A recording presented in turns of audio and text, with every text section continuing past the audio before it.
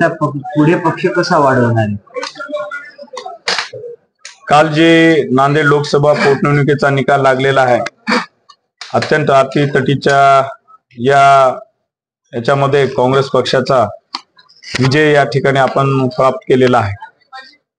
आज आपण बघतो, मागच्या लोकसभेच्या पूर्वी काँग्रेस पक्षाची बडी मंडळी बाहेर गेल्यानंतर सुद्धा नांदेड जिल्ह्यातल्या लोकांनी स्वर्गीय खासदार वसंतरावजी चव्हाण साहेबांना यांना निवडून दिलं होतं, ते फक्त कार्यकर्त्यांच्या जोरावर।